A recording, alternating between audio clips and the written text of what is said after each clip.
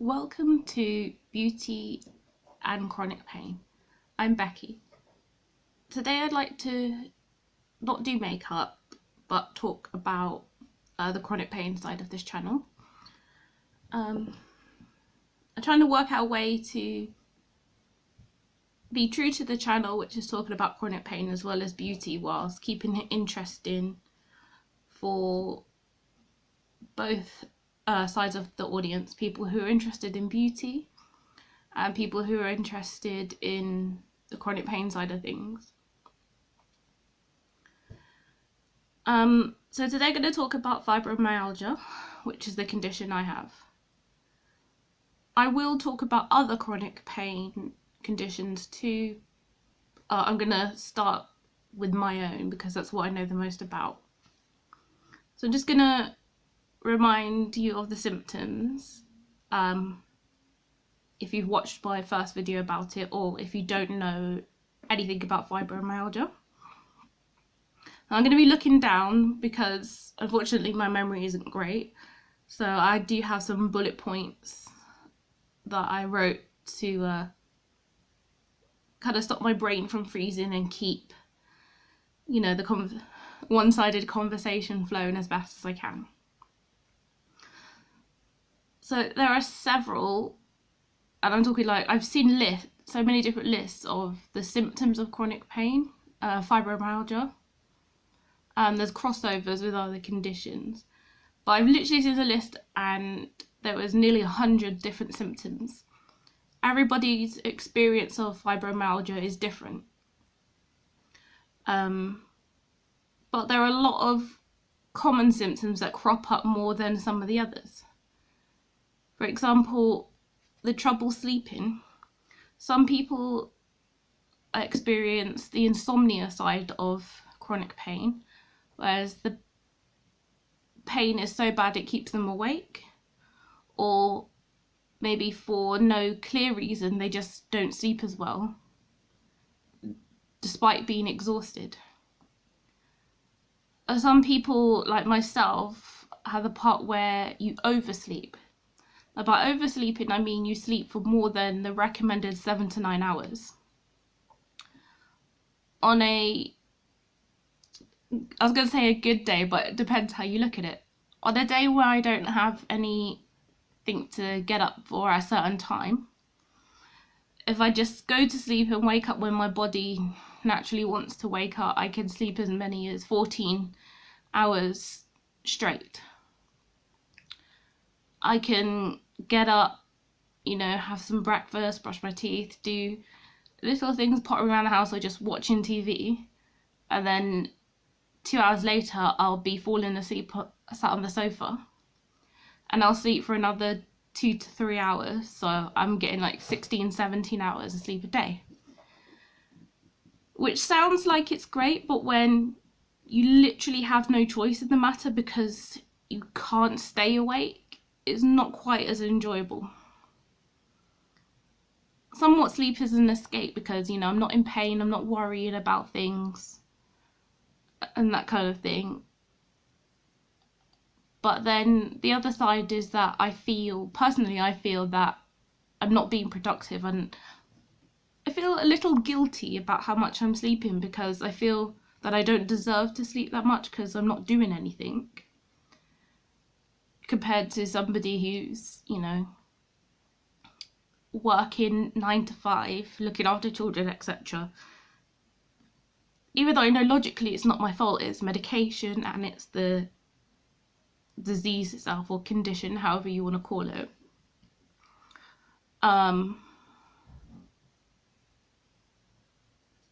But yeah, I get a bit guilty even though I know it's not my fault.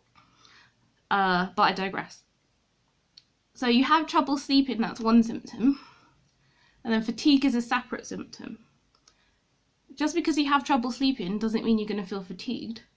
Now, the difference between fatigue and tiredness is with tiredness, you know that when you sleep, you wake up more or less refreshed. You might have a few minutes of grogginess, but you more or less feel that you're rested. When you have fatigue, no amount of time of sleep is enough.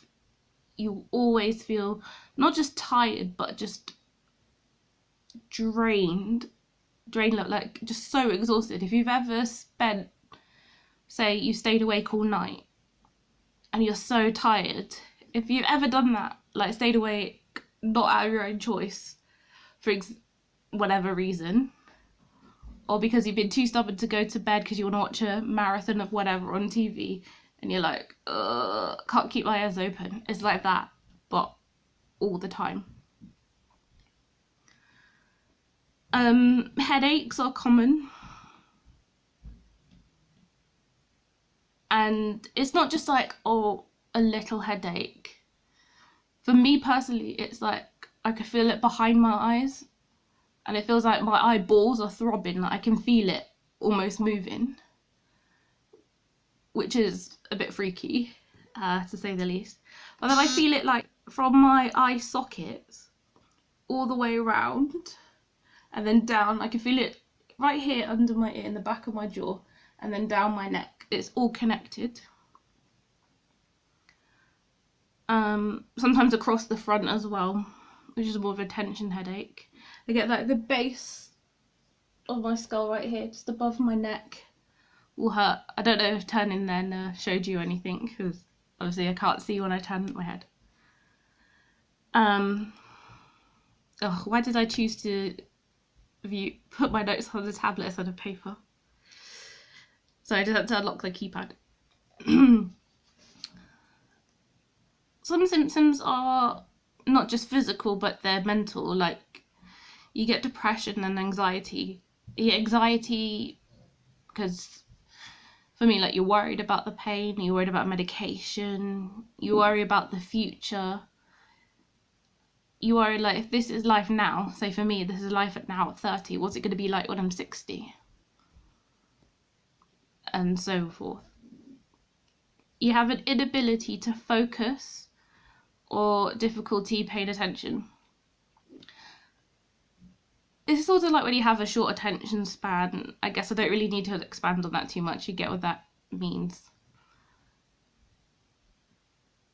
Like, I find it difficult sometimes to follow conversations, to follow TV shows I'm interested in. It's like nothing can hold my attention for long enough sometimes. I just zone out, and have to get someone to repeat what they're saying or rewatch what I was watching, or if it's on live TV then I've missed it. Which can be pretty frustrating. The more tired I am, of course, the worse that is. You get something called fibro fog as well, where everything just feels like it's in slow motion. Your brain is in slow motion. The words are coming out of your mouth in slow motion. If you've ever been under general anaesthetic as well, it's the same kind of feeling when you're coming around. You sort of feel like inside your head somehow is just filled with cotton wool. Everything is a bit muffled. That's how I feel fibro fog is for me. There's nothing that you can do for that. I've not come across anything that can even lessen it, never mind get rid of it. It's just, it is what it is. People with fibromyalgia tend to have a common symptom as well is stiffness in the morning. Like, it's not just a little bit, oh, I feel a little bit stiff, gotta move, because when you sat still for too long, or sat in one position for too long, I get a full body ache, and I swear I can feel it in my bones. And it doesn't go like just from moving around a little bit.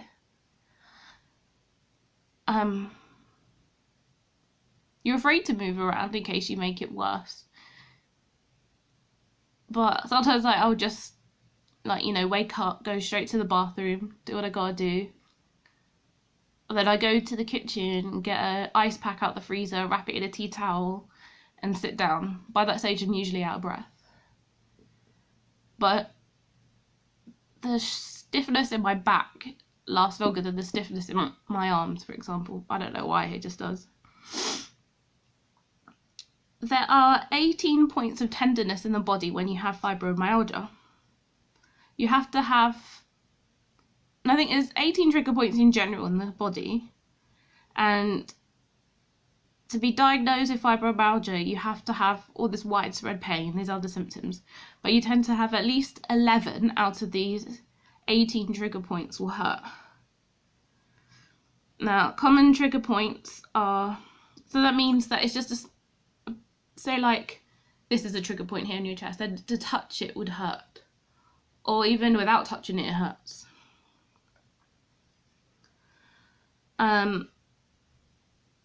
You'd have to have the pain as well for at least 3 months for it to be classed as chronic with no sign of abating. You get pain at the top of your head. I mean, not the top of your head, the back of your head. So that's this point in here, what I was talking about earlier, the base of my skull, top of my neck. The tops of your shoulders here, also known as the trap muscle. Thank you, Tom, for teaching me that. Although I think I knew that doing biology. But anyway, your upper chest. I get pain here, and it's not breast pain. It's the chest muscles itself, like all the way up here, which is obviously above my boob because that's down there. It's up here, and it can feel like it's sort of like you're like, oh, is that my like the ribs part? Because obviously your ribs come across here. Your ribs aren't just down there. And hip pain is a big one. For me, mine feels like my pelvis hurts too when I walk.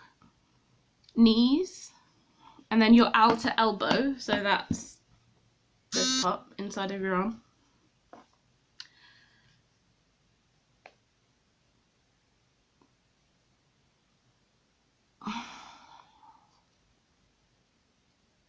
I think lower back was one as well. I didn't write this down. Maybe I should have written all 18 down, but you can, like, you know, just Google fibromyalgia symptoms, trigger points of fibromyalgia if you want all of them, want to see all of them.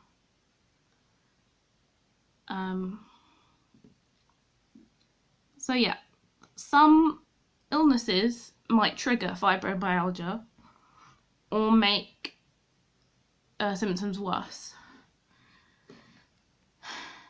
And this is not going to be like a little infection, like, I'm trying to think of an infection. My brain's gone blank. Ugh. Why didn't I write an example? Well, you know, it's a severe infection that will trigger it. What triggers fibro is something severe. Severe trauma, severe illness, you know, stuff like that. Long-term severe stress can trigger fibro as well, and definitely makes it worse. But everybody is different. From the support groups that what I read people's, I guess you call it, you know, their story of how, what triggered their fibro. A lot of them, I find it's a physical trauma. For me, it was the pole dancing injury that gave me the 2 trapped nerves. Sorry, my mouth is so dry. And there's no air in this room, as usual. So yeah, it was the injury, and then, you know, it took so long for it to go.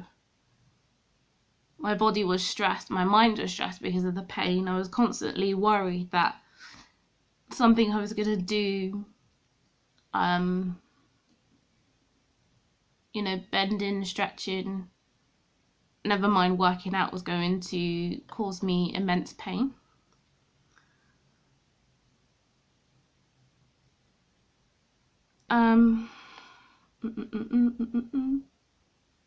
Emotional trauma as well as physical trauma can, you know, cause fibromyalgia.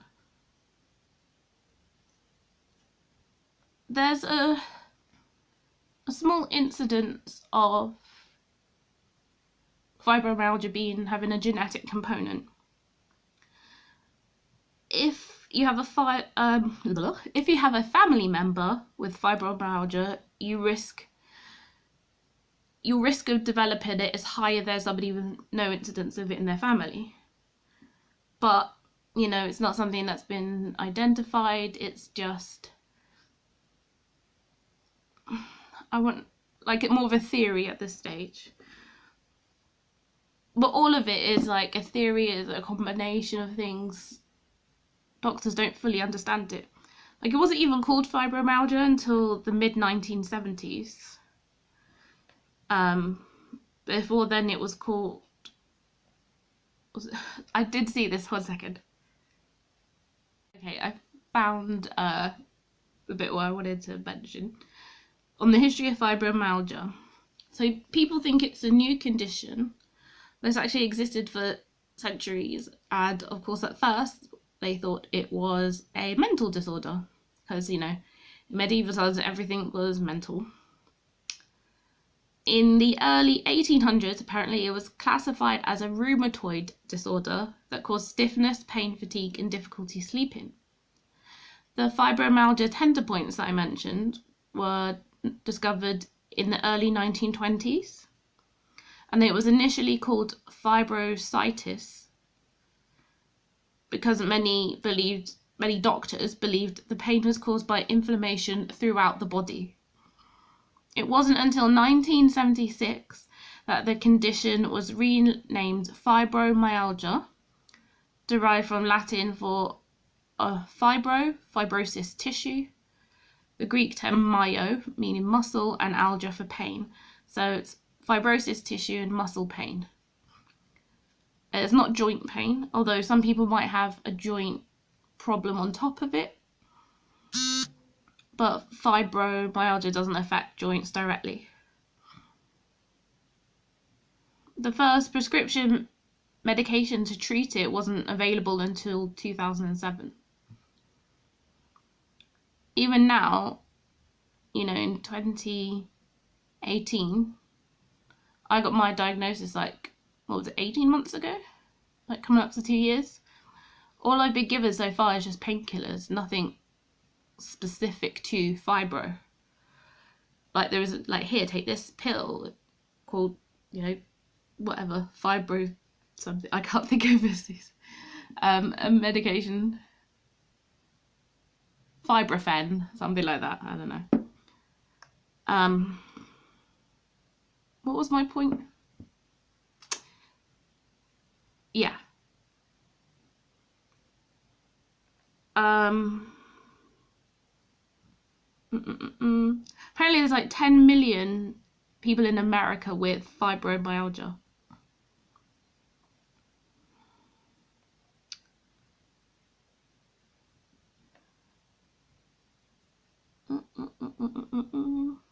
In the US, they have the FDA prescribes 3 prescription medications for fibro to treat the pain. One is Cymbalta or duloxetine. I was offered that actually, and I thought I would try this thing called venlafaxine, which is actually an antidepressant. Because, you know, a lot of medications double up what they're for. Like, I take amitriptyline for the pain, but amitriptyline is also an antidepressant. There's one called milnacipran or Savella. They also prescribe that in Australia because my best friend Kristen has fibromyalgia and that's what she was prescribed. Bye, Kristen. And there's one that I'm on now called Lyrica or pregabalin. On this website as well, it says about how some people don't require prescription medication. I find this hard to believe. I don't know anybody who has not been able, like, at some point they just give in, like, you're sort of worn down from the amount of pain you're in, or the pain exacerbates that you need, you know, if you have decided to only do alternative treatments, for example, that they do need pain medication to help cope with it. They recommend massage therapy, that's why I get aromatherapy, chiropractic care, and acupuncture. Personally, I don't think chiropractic care does that much. It helped me a lot with the trapped nerve, but that still took a long time, and like I had to go 3 times a week for 3 weeks, and then twice a week for 4 weeks, and then once a week, and then eventually once a month. But all that did is really is like the nerve is obviously caused, nerve pain was fixed, and then it was about realigning my spine, which is mostly what chiropractic care is. It's about your spine.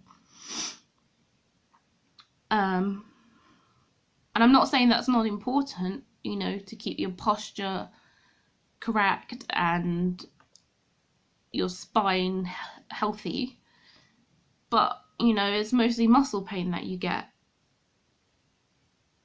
I feel acupuncture out of, you know, between acupuncture, chiropractic care, in my opinion, my own opinion, non-medical opinion, acupuncture might be better because it's more for your muscles. And, you know, apparently it can help you, acupuncture can help your sleep, can help you with cravings, you know, got a wide range of applications.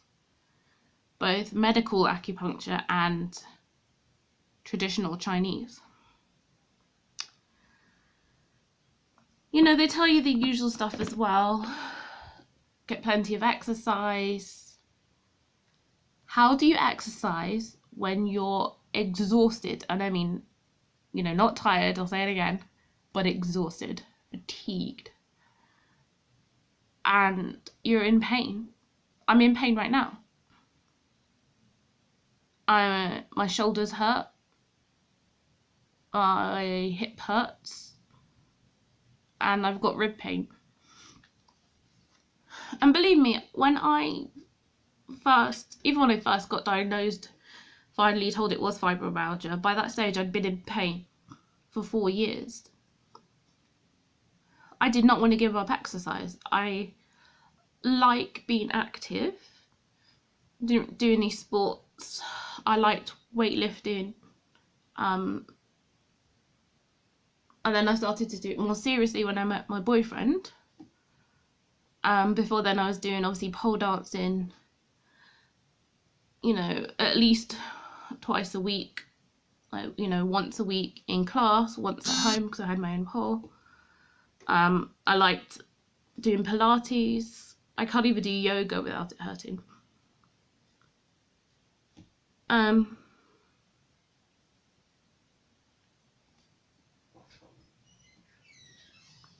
So yeah, they tell you things as well. Get more sleep. Like what? How can you get more sleep when you're in pain? You can have sleeping tablets, of course, but you know, that's a whole kerfuffle getting prescribed. You know, there are always short-term options. I'm losing my train of thought here. But yeah, you get the point I'm making. Like, you know, it's easy to say, oh, you should get more sleep. If I got more sleep, I never wake up. Which is obviously a bit of an exaggeration. Anyway, so yeah, they tell you as well to reduce stress, about coping and support. It's difficult to get people to understand what you're going through. A lot of people never heard of it. Even some medical professionals think you're just, you know, trying to get narcotics.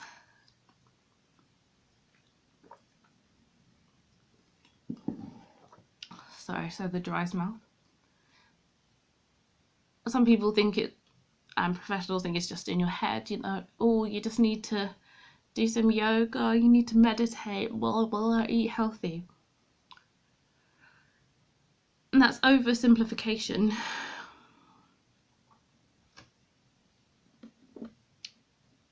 But, you know, there's always medical breakthroughs, there's always research going on.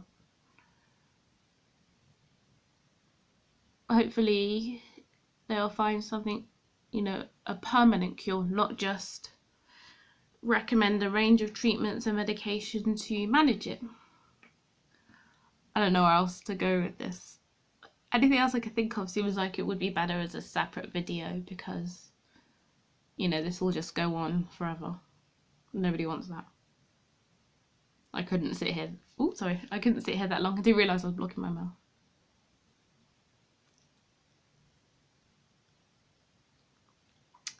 If you found this useful, then that's great. If not, sorry. If you know anyone who you feel this might benefit, feel free to send it to them. Until then, just keep your fingers crossed, and I'll keep my fingers crossed and my eyes crossed and my toes crossed that we'll find a cure. Until then, I'll sign off. So thanks for joining me, and come back soon. You can like and subscribe to me, and like and subscribe if you want, and share this video if you think anyone will find it useful or even just interesting. Until next time, bye for now.